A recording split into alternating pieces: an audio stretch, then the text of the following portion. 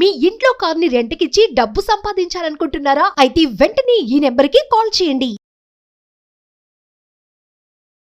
నమస్తే, welcome back to Suman TV. నేను మీ సంజయ్. ఈ రోజు మనతో పాటు ఉన్నారు ఎమోషనల్ వెల్నెస్ కోచ్ మరియు మోటివేషనల్ స్పీకర్ అయితే అక్కల గారు. మ్యామ్తో మాట్లాడి కొన్ని విషయాలు తెలుసుకుందాం. నమస్తే మ్యామ్. నమస్తే సంజయ్. అసలు పెళ్ళి ఏ సమయంలో చేసుకోవాలంటారు? సంథింగ్ ఏదైనా సెట్ ఆఫ్ టైమా, లేకపోతే ఒక సెటిల్ అయ్యాక అంటారా? అంటే ఈ జనరేషన్లో కొంచెం తక్కువే కదండి. ఒక ముందు జనరేషన్లో చూసుకుంటే ఎగ్జాక్ట్లీ 22 దాటగానే అబ్బాయికి అమ్మాయికి కూడా కంగారు పెట్టేవారు. అమ్మాయికి అయితే 18+ రాగానే కంగారు పెట్టేసేవారు ఇంట్లో. అంటే కంగారు పెట్టడం అంటే ఏ విధంగా అంటే సంబంధాలు చూడడం, కుదిరితే చేసేయడం, అబ్బాయి ఉన్నారంటే పెళ్లి చేసుకోరా అంటే అంటే ఒకప్పుడు అమ్మాయి నిర్ణయం తీసుకునేవారు కాదు, ఇప్పుడు అబ్బాయి నిర్ణయం తీసుకుని చేసేవారు. వీళ్ళ అక్సెప్టెన్సీ ఉండాలి ఖచ్చితంగా పెళ్లి చేయాలంటే. సో చేసుకోరా అని తినేవారు ఇంట్లో. పక్కింటి వాళ్ళు ఏ విధంగా అంటే, చూడు నీతో తిరిగేటోడు మీ బావకు పెళ్లి అయిపోయింది, పెద్దమ్మ గారు అబ్బాయికి పెళ్లి అయిపోయింది, మీ అన్న అవుతాడు, కజిన్ అవుతాడు, నీ ఏజే, చూడు ఇద్దరు పిల్లలు ఉన్నారు, నువ్వు ఉన్నావు, ఈ రకంగా వినిపిస్తూ ఉంటాయి. అందరూ అంటుంటారు, తల్లిదండ్రులు ఏంటి చుట్టాలు ఏంటి, అందరూ పెళ్లి ఎప్పుడు అని. అసలు పెళ్లి చేసుకోవడానికి సరైన సమయం ఏంటంటారు? ఎవరిని పర్టికులర్ గా నీకు ఇది కరెక్ట్, ఇదే కరెక్ట్, 18 years కల్లా అయిపోవాలి, 22 కల్లా ఫినిష్ అయిపోవాలని ఏం లేదు Sanjay. But it's just that ఒకప్పుడు ఇంతలా లేవు కదా డీవియేషన్స్, ఇంత ఫినాన్షియల్ ఇండిపెండెన్స్ నేను అవ్వాలి, అప్పుడే పెళ్లి చేసుకోవాలన్న గోల్స్ లేవుగా అమ్మాయిలకి. అమ్మాయి కంపల్సరీ చదవాలి అని ఏం లేదుగా. అబ్బాయి సంపాదించేటోడు, అమ్మాయి ఇల్లు చక్కబెట్టుకునేది, అంతే కదా. ఒక 50 years బ్యాక్ లైఫ్ మన ఇండియాలో అబ్బాయి పని డబ్బులు ఎంత తీసుకొస్తే అంతే సాటిస్ఫై అయ్యేవాళ్ళు ఆడపిల్లలు. ఇంట్లో వాళ్ళు ఎంత తీసుకొస్తే అంత భర్త, అందులో మేము ఎందులో సర్దుకోవాలి అని పిల్లల్ని రేస్ చేసేవాళ్ళు. ఇప్పుడు అమ్మాయికి తెలివి పెరిగిపోయింది కదా.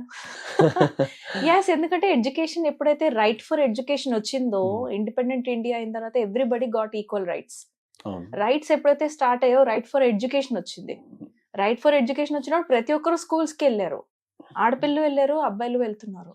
When we went to the schools, women నేను అంటున్నాను, we got that new information. అరే నేను కూడా సంపాదించవచ్చు, నేను కూడా ఇలా చేసుకోవచ్చా, ఇలా అడ్జస్ట్ అవ్వక్కర్లేదా అన్న ఆ ఇన్ఫర్మేషన్ ఎప్పుడైతే ఆడపిల్లలకి వెళ్ళిపోతుందో, they are going in a different path. అది తప్పేం కాదు. మనం ఎప్పుడు కూడా గో విత్ ద ఫ్లో అంటారు చూడు, ఎక్కడ కూడా మనం సిస్టమ్ కి అగైనెస్ట్ గా వెళ్ళొద్దు. సిస్టమ్ తో పాటు కొన్ని అంతే, అలాని మరీ గొర్రె పిల్లలాగా వెళ్ళిపోవడం నేను అనట్లేదు. But you design your life. Okay, time ఇలా చేంజ్ అయింది, జనాలు ఇలా మారారు, మనం కూడా మారాలి కదా. అలా అని కంప్లీట్ గా పక్కన వాళ్ళ కోసమే లైఫ్ లీడ్ చేసాం అనుకో, at the end of the day మనం నేనేందిరా అసలు నా లైఫ్ లో నేనే లేనన్న ఫీలింగ్ వస్తుంది. సో అందరి కోసం చేసేయొద్దు, కొంచెం అట్టే మీకోసం పెట్టుకోండి. What is right to you, only you know, మనకే తెలుస్తుంది. Ask your self, right?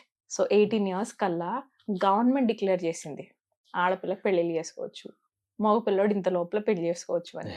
But you decide no. సరే పెళ్లిళ్ళు అయితే సంజయ్ పాపం ఏం కాదనను, ఏదో పియర్ ప్రెషర్ అనో ఫినాన్షియల్ సెటిల్మెంట్ అనో అయ్యాక పెళ్లిళ్ళు చేసుకుంటున్నారు.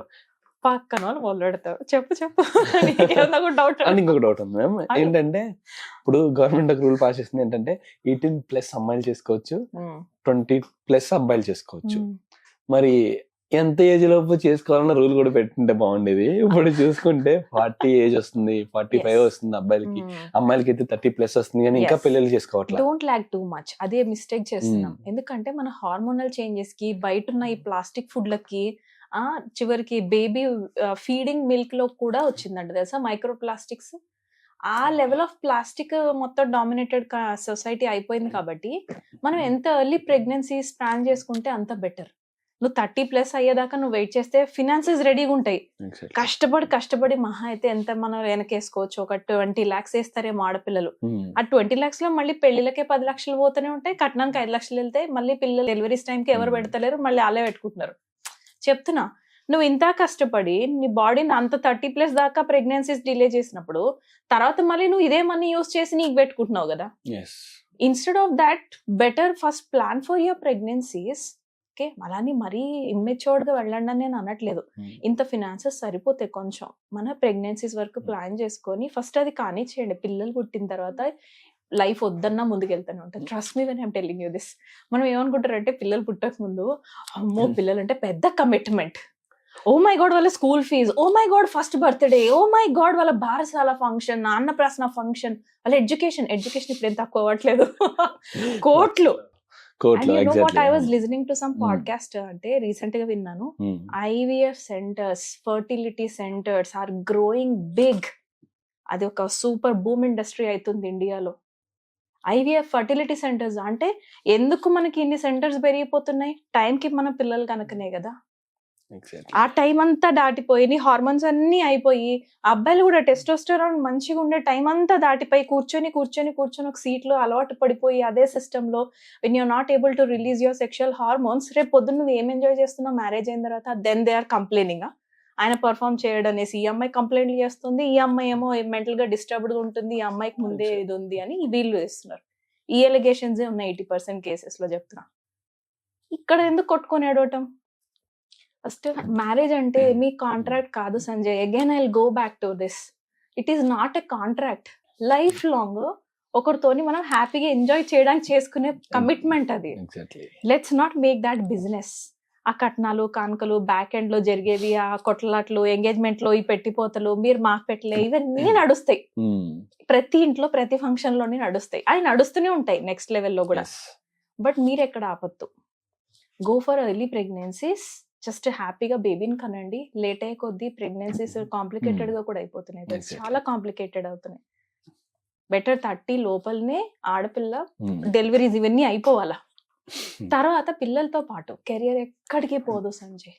Career is going know where. నేను మళ్ళీ ఆడపిల్లలకి అదే చెప్తా, కెరియర్ ఎక్కడికి పోదు, నీ ఫినాన్సెస్ ఎక్కడికి పోవు.